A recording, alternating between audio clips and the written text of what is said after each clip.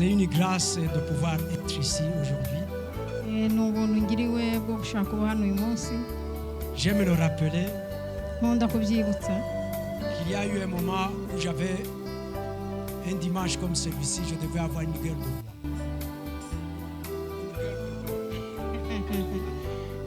hagiye habaho icyumweru nk'iki ariko ngewe nibereye mu by'inzoga.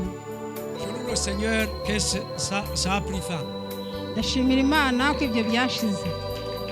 Je loue le Seigneur que même si on a fêté hier, ce matin je suis dans la maison de Dieu. Nshimira Imana kuko nubwo ejo hari umunsi mukuru ariko uyu munsi ndi mu nzu y'Imana. Je loue le Seigneur également pour vous qui êtes dans la maison de Dieu malgré la fête d'hier. Kandi ndashimira Imana ku bwanyu ko mwabashe kuza mu nzu y'Imana kandi ejo hari umunsi mukuru. Et je vous souhaite un joyeux Noël. Kandi mbifurije Noheli nziza. Parce que vous êtes à la bonne place au bon moment. Kubera ko muri mu mwanya mwiza kandi n'ahantu heza. Nous allons partager la parole de Dieu aujourd'hui. Tugiye gusangira ijambo ry'Imana qui a comme thème rifite umutwe uvuga ngo un fils nous est né. Umwana yatuvukiye. Un fils, un sauveur nous est né. Umwana umukiza yatuvukiye. Le jour de Noël, un fils nous est né. Ku munsi wa Noheli umwana w'umuhungu yatuvukiye. C'est apparemment c'est un jour comme les autres. Kubigaragara ni umunsi kimwe n'iyindi. C'est un jour d'hiver où il fait froid. Ni umunsi wo mu bukonje cyane. Mais c'est un jour nouveau pour nous. Ariko kuri twe ni umunsi mushya. C'est un jour qui a changé le cours de l'histoire.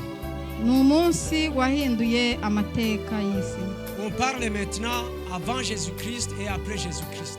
Ubu tuvuga ibya mbere ya Yesu Kristo n'ibya nyuma ya Yesu Kristo. Donc la naissance de Jésus-Christ a changé le cours de l'histoire. Rero kuvuka kwa Yesu Kristo byahinduye amateka y'ibihe cyangwa amateka y'isi. Et le jour du 25 décembre, ce n'est pas vraiment le jour de la naissance de Jésus. Tariki 25 z'ukwa 12 ntabwo ari wo mu by'ukuri Yesu yavukiyeho. On ne sait pas exactement son jour d'anniversaire. Ntabwo itariki yavukiyeho izwi neza. Mais ce qui nous occupe maintenant, ariko kidushishikaje ubu ngubu, c'est que Jésus a vu le jour il est né. Nuko Yesu yavutse. Et il est né et il est encore vivant. Yaravutse kandi ariho ni muzima. Est-ce qu'il est vivant en toi? None se ni muzima muri wowe? Amen. Amen. Amen. Alors la naissance de Jésus-Christ a été prophétisée. Kuvuka kwa Yesu kwari kwarahanuwe. 6 siècles avant sa naissance, le prophète Esaïe l'a prophétisé. Ibinyejana bitandatu mbere yuko avuka umuhanuzi Yesaya yari yarabihanuye. Nous allons continuer la parole de Dieu que les enfants nous ont donnée. Tugiye gukomereza ku ijambo ry'Imana abana batugejejeho. Et nous allons lire Esaïe chapitre 9 verset 5. Dusome Yesaya ibice 9 umurongo wa 5. Esaïe chapitre 9 verset 5. Yesaya ibice 9 umurongo wa 5. Car un enfant nous est né, un fils nous est donné, et la domination reposera sur son épaule. On l'appellera admirable, conseiller, Dieu puissant, Père éternel, Prince de la paix. Kadusoma mu Kinyarwanda Yesaya ibice 9 umurongo wa 5. Ngo nuko umwana yatuvukiye duhawe umwana w'umuhungu, ubutware buzaba ku bitugu bye, azitwa igitangaza, umujyanama, Imana ikomeye, data wa twese uhoraho, umwami w'amahoro. On va lire encore Esaïe chapitre 7 verset 14. Turasoma no muri Yesaya ibice 7 umurongo wa 14. Voici la Vierge deviendra enceinte, elle enfantera un fils, et elle lui donnera le nom d'Emmanuel. Yesaya ibice 9. Le B. La partie B. Umurongo wa 14. Kadusome kuri partie B yaho avuga ngo dore umwari azasama inda, azabyara umwana w'umuhungu, amwite izina Emmanuel. Les deux versets que nous venons de lire imirongo yombi tumaze gusoma donne le nom ou les qualificatifs de l'enfant qui nous est né aujourd'hui. iyo mirongo niyo yita uwo mwana izina cyangwa ikamuha ibimuranga. Donc, il donne les noms iyo et les mirongo qualificatifs. itanga amazina y'uwo mwana hamwe n'ibimuranga. Jésus sera Emmanuel. ngo Yesu azitwa Emmanuel. Emmanuel signifie Dieu parmi nous. Emmanuel ivuga ngo Imana iri kumwe natwe. Donc, si nous sommes ici, niba turi hano nous sommes avec Jésus, turi kumwe na Yesu, Dieu est parmi nous. Imana iri muri twe. Est-ce que vous êtes d'accord avec moi?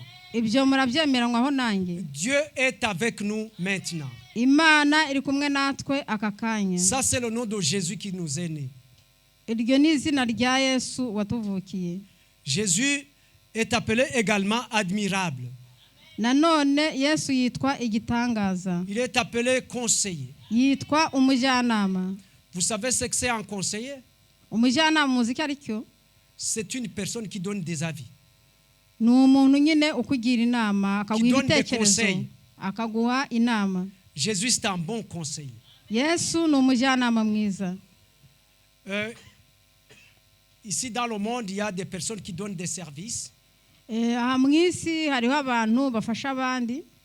Et pour avoir ce service, il faut payer cher. Kandi kugira ngo abashe kugufasha umwishyura ibihenze. Si vous avez eu affaire à un avocat, niba ufitanye n'umwavoka urubanza, donc si tu as un avocat, tu as besoin d'un avocat, vous savez combien coûtent ses conseils. niba ukeneye umwavoka murazi neza icyo agaciro kabyo. Ça coûte très cher les conseils d'un avocat. Inama z'umwavoka zirahenda cyane. Ça coûte très cher les conseils d'un médecin. Inama z'umuganga zirahenda cyane. Ça coûte très cher par exemple les conseils d'un ingénieur. Cyangwa se inama z'umwenjeniyeri zirahenda cyane. Mais Jésus, ses conseils sont gratuits. Ariko inama za Yesu ni iz'ubuntu. C'est un bon conseiller, en plus un conseiller qui ne demande pas de l'argent. Ni umujyanama mwiza kandi kigeretseho nta nubwo adusaba amafaranga. Donc si tu arrives dans un carrefour de ta vie, ugeze ahantu h'inzitane mu buzima bwawe, si tu as un projet, ukaba ufite umushinga, si tu as des hésitations, ukaba ufite gushidikanya, c'est lui qui peut te donner les bons conseils. Niwe wenyine ushobora kuguha inama nziza. Seulement, gusa il faut le consulter avant. Ugomba kumushaka mbere. Pas après les problèmes, il faut demander des conseils. Non, le médecin, on le voit avant le pharmacien. Ntabwo inama zishakwa nyuma y'ibibazo. Ntabwo umuganga avant d'aller chercher les médicaments, tu vas d'abord consulter le médecin. Mbere yo gushaka imiti ubanza ugashaka muganga. Son autre nom, c'est Dieu puissant. Irindi zina rye ni Imana ikomeye. Celui qui vient après moi est plus puissant que moi. Uzaza hanyuma yanjye ni ukomeye kundusha. On ne va pas le lire, mais ça se trouve dans Matthieu chapitre 3 verset 11. C'est Jean-Baptiste qui parlait. Ntabwo tubisoma buri muri Matayo 3:11 ni Yohana Umubatiza wabivuze. Il est Père éternel. Ni data uhoraho. Il est le prince de la paix. Akaba umwami w'amahoro. On a la notion de paix, on la comprend bien quand on vient des pays qui ont vécu pendant des moments de guerre. Iyo uvuye mu gihugu cyabayemo intambara niho neza iby'amahoro ubasha kubyumva. C'est à ce moment-là que tu le comprends. Aho ngaho niho ubyumva neza. Quand tu entends des guerres à travers la télévision, iyo wumva intambara zivugwa muri televiziyo, tu penses que ça se passe loin, tu ne mesures pas les problèmes que les gens ils ont. Wumva nyine ari ibintu byiyongiye kure ariko ntushobore kwiyumvisha ukuntu biba bikomereye abandi babibayemo. Là nous venons de voir les noms de Jésus. Aha rero tumaze kubona amazina ya Yesu. Alors on a annoncé la naissance de Jésus. Ivuka rya Yesu ryaravuzwe mbere. Lisons en Luc chapitre 1 verset 26 à 38. Tusome muri Luka igice cya mbere.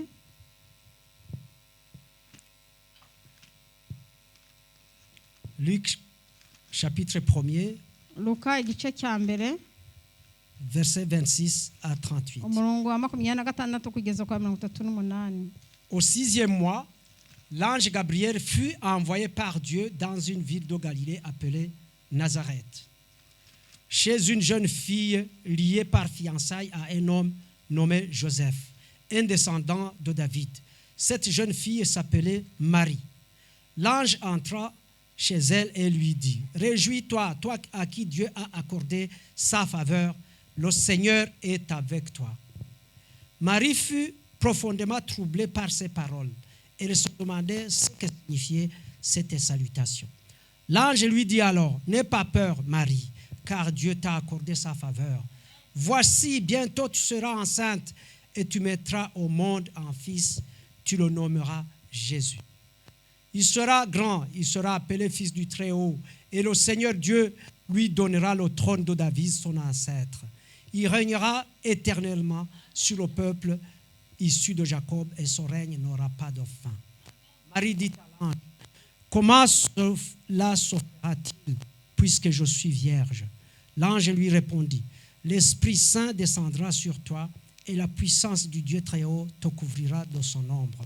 C'est pourquoi le saint enfant qui naîtra de toi sera appelé fils de Dieu. Vois, ta parente Élisabeth attend un fils, malgré son grand âge. On disait qu'elle ne pouvait pas avoir d'enfant. Elle a né à son 6e mois. On va s'arrêter là. Reka dusome dore ku 26. Mu kwezi kwa gatandatu marayika Gabriel atumwa n'Imana mu mudugudu w'i Galilaya witwa i Nazareti, ku mwari wari warasabwe n'umugabo witwa Yosefu wo mu nzu ya Dawidi. Izina ry'uwo mwari ni Mariya.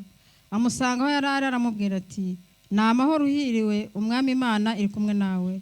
Ariko ahagarika umutima cyane w'iryo jambo, atekereza iyo ndamutso icyo ari cyo.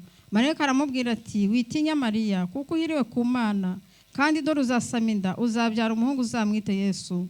Azaba mukuru, azitwa umwana w'isumba byose, kandi umwami Imana izamuha intebe y'ubwami ya sekuruza Dawidi. Azima mu nzu ya Yakobo iteka ryose, ubwami bwe ntibuzashira. Mariya abaza marayika ati: Ibyo bizabaho bite ko ntararyamana n'umugabo?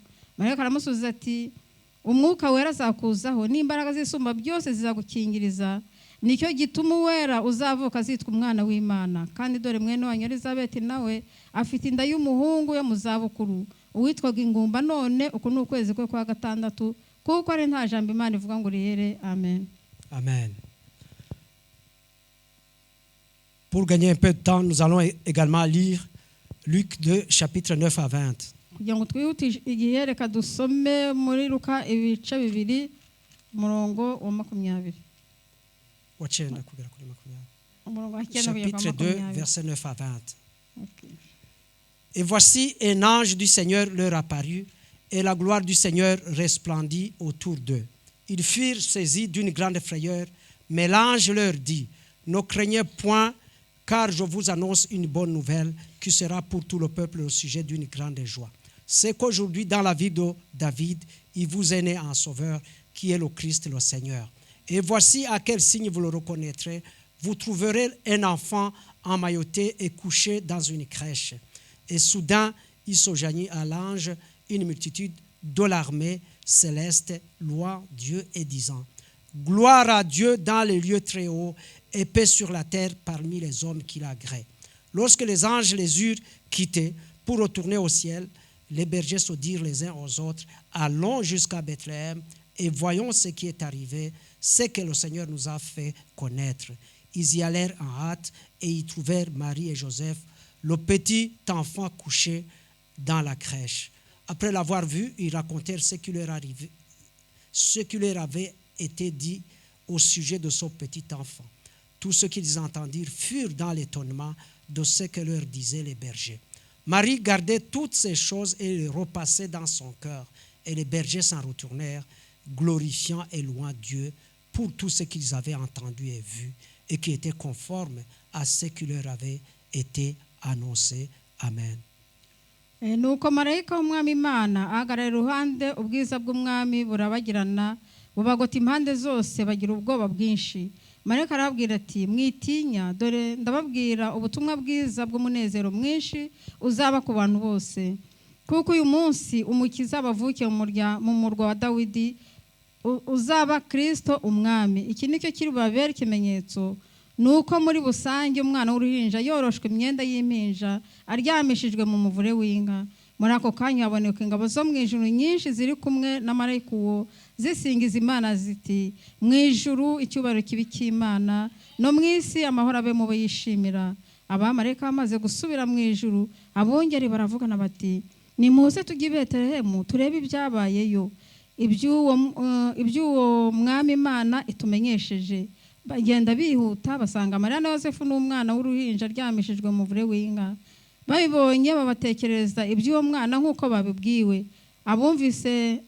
Ababumvise bose batangazwa n'ibyo abungeri bababwiye, ariko Mariya abika ayo magambo yose mu mutima we akajya atekereza.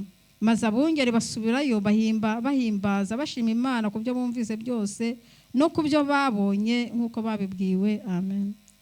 Ici, là, l'ange Gabriel va rendre visite à Marie.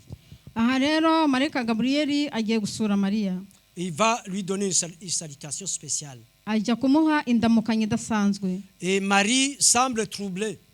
Noneho Mariya bimuhagarika umutima. Parce que la salutation, il n'avait pas l'habitude d'entendre ce genre de salutation. Kubera kuko ataramenyereye kumva iyo ndamukanyo. Je te salue, toi à qui une grâce a été faite. Le Seigneur est avec toi. Ndakuramutsa wowe uhiriwe, Imana iri kumwe natwe. Alors, Marie, vraiment, c'était une fille ordinaire. Mariya yari umukobwa usanzwe. Comme Joseph, lui aussi, était un garçon ordinaire. Nkuko Yosefu nawe yari umusore usanzwe. Des jeunes gens qui étaient fiancés. Donc, Joseph qui était fiancé à Marie. Yosefu yari yarasabye Mariya. Mais l'ange, en visitant Marie, il va lui dire, ariko marayika asuye Mariya aramubwira ngo, il va lui donner cette salutation. amuha indamukanyo. Et la parole de Dieu nous donne aussi une autre parole qui nous réconforte. Ijambo ry'Imana naryo riduha irindi jambo nyine riduhumuriza cyangwa que votre cœur ne se trouble point. ngo imitima yanyu ntihagarare. C'est comme la parole que l'ange a dit à Marie. Bimeze kimwe n'ijambo marayika yabwiye Mariya. Il nous a dit, croyez en Dieu et croyez en Jésus. Mu ijambo ry'Imana avuga ngo mwizere Imana nanjye munyizere. Et le fils que Marie va enfanter, umwana Mariya azabyara, il sera grand et il sera appelé fils du Très-Haut. azaba mukuru, azitwa umwana w'isumba byose. Il régnera sur la maison de Jacob éternellement. Kandi azatwara inzu ya Yakobo iteka ryose. Et son règne n'aura pas de fin. Kandi ubwami bwe ntibuzagira iherezo. Amen. Amen. C'est l'espoir du peuple d'Israël. Ibyo ni ibyiringiro by'ubwoko bwa Isirayeli. Le peuple d'Israël croyait que Jésus était venu seulement pour eux. Abisirayeli bari bazi yuko Yesu yaje ku bwabo gusa. Mais cet espoir nous concerne nous aussi. Ariko ibyo byiringiro natwe biratureba. C'est la raison pour laquelle nous sommes ici. Niyo mpamvu turi hano. Parce que un fils nous est né. Kubera kuko umwana w'umuhungu yatuvukiye. C'est pourquoi le saint enfant qui naîtra de toi sera appelé fils de Dieu. Ngo niyo mpamvu umwana uzabyara azitwa umwana w'Imana. Encore deux autres noms de Jésus. N'andi mazina abiri ya Yesu. Le fils du Très-Haut. Umwana w'isumba byose. Et le fils de Dieu. Umwana w'Imana. Il sera grand et il sera appelé fils du Très-Haut. Azaba mukuru, azitwa umwana w'isumba byose. Et il sera appelé fils de Dieu. Azitwa umwana w'Imana. Dans la deuxième partie que nous avons lue, mu gice cya kabiri twasomye, en Luc 2, muri Luka ibice bibiri, il y a une partie qu'on n'a pas lue du verset 1 au verset 9. hari aho tutasomye uhereye ku murongo wa mbere kugeza ku w'icyenda. Mais Joseph part de Nazareth en Galilée vers Bethléem. Ariko Yosefu ava i Betelehemu ajya i Galilaya ajya i Betelehemu. Voilà, il part de Nazareth en Galilée vers Bethléem, la ville de David. Ava muri Nazareti y'i Galilaya ajya i Betelehemu mu murwa wa Dawidi. Et sur le chemin, Marie va accoucher. Noneho mu nzira rero Mariya aza kubyara. Il va accoucher dans une crèche. Abyarira aho mu kiraro cy'inka. Parce qu'il n'y avait pas de place pour eux. Kubera ko nta mwanya bari bashoboye kubona mu macumbi asanzwe. D'abord, Marie, c'est une fille ordinaire. twavuze ko mariya ari umukobwa usanzwe. À l'accouchement, elle ne va pas trouver même une place pour mettre son bébé. Amaze kubyara ntabwo yashoboye no kubona aho yaryamisha umwana. Jésus, c'est le fils du Très-Haut. Yesu ni umwana w'isumba byose. Si on avait le temps, on pouvait comparer un enfant du roi, comment il naît, par exemple, dans ces pays occidentaux, là où il y a des royaumes. Iyo tugira igihe twari kuvuga kuntu umwana w'umwami ahantu avukira muri ibi bihugu biteye imbere bifite ubwami. Mais on sait qu'il y a une couverture médiatique énorme. On a les médias qui vont l'écrire partout, télévision, presse écrite, on ne parle que de ça. Ariko tuzi yuko uyu mwana w'umwami avutse ni ukuvuga ibinyamakuru byose niwe ubuvugwa gusa. Il va naître dans une clinique qui a une grande réputation. Agomba kuvukira mu bitaro bikomeye cyane kandi bizwi cyane. On va lui amener beaucoup de fleurs. Bakamuzanira indabyo nyinshi. Mais Jésus, le fils du Très-Haut, n'a eu droit qu'à la visite des bergers. Ariko Yesu umwana w'isumba byose n'abashumba bonyine bamusuye. Les bergers qui l'ont retrouvé couché dans la crèche. Abo bashumba bamusanze aryamye mu muvure w'inka. Les bergers qui sont venus voir le roi des rois. N'abashumba bari baje kureba umwami w'abami. Pourquoi? Parce que l'ange les avait visités. Impamvu ni iyihe yatumye baza kumureba nuko marayika yari yabasuye. L'ange les avait visités, il leur avait annoncé la naissance du Fils de Dieu. Marayika yari yabasuye ababwira iby'uwo mwana w'Imana uvutse. Et cet enfant s'appelle Jésus. Uwo mwana yitwa Yesu. Imaginez si tu as un visiteur important. Utekereze uramutse ugize umushyitsi ukomeye. Chantons d'abord le chant 224. Tubanze turimbe indirimbo 224. Et on va continuer. Hanyuma tujye twakomeza. Amen. Chant 224, première partie. On va chanter le premier couplet. Indirimbo 224 turirimba igice cya mbere gusa. Wasize ubwiza wari ufite mu ijuru ubwo wazaga mu isi Yesu no mu ivuka ryawe nta n'uwariho hagutunganiye mwami ngwinuze mu mutima wanjye numbemo ndabikwemereye ngwinuze mu mutima wanjye wibonere mwaho kuba. Ce chant nous dit que Jésus est venu, mais il n'a pas trouvé de place. Je donne un exemple si vous avez un visiteur qui vous visite. Est-ce que tu vas la mettre dans l'abri de jardin? Que tu visites une fois le printemps et l'été? Est-ce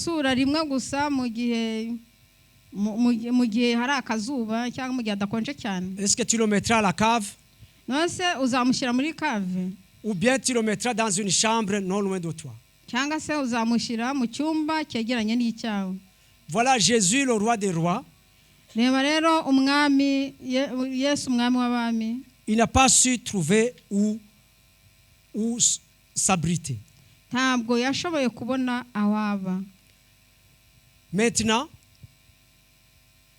Maintenant, actuellement, en ce moment, Jésus a besoin d'une place. Il a besoin d'une place dans ton cœur. Ce qui nous est dit, c'est ce qui s'est passé physiquement. Mais maintenant, il a besoin que tu lui donnes une place dans ton cœur. Non pas dans le jardin où tu visites quand bon te semble, atari muri bwa busitani bwawe usurira igihe ushakiye, non pas dans la cave où tu vas quand tu veux, atari muri kave ujyayo igihe ubishatse, mais tout près dans ton cœur. ariko Yesu arashaka umwanya hafi cyane mu mutima wawe. Voilà, Jésus est venu humble. Yesu yaje yicishije bugufi. Il aurait dû choisir une princesse pour l'avoir comme maman. Yashoboraga kwishakira umwamikazi akaba ari umubera nyina. Il aurait dû choisir de naître dans un grand hôtel. Yashoboraga guhitamo kuvukira mu ihoteli ikomeye cyane. Mais il a pris cette humilité pour toi et moi. Ariko yicishije bugufi ku bwawe nanje. Alors la question que je pose, Ikibazo mbaza ni iki? toi qui entends la bonne nouvelle que je t'ai amenée aujourd'hui, We wumvise ubutumwa bwiza nkuzaniye muri iki gitondo. la bonne nouvelle de Jésus-Christ, Ubutumwa bwiza bwa Yesu Kristo. la bonne nouvelle de la naissance de Jésus-Christ, Ubutumwa bwiza bw'ivuka rya Yesu Kristo. le Fils du Très-Haut. Umwana w'isumba byose. Est-ce que tu lui accordes une place dans ton cœur? Ese uramuha umwanya mu mutima wawe?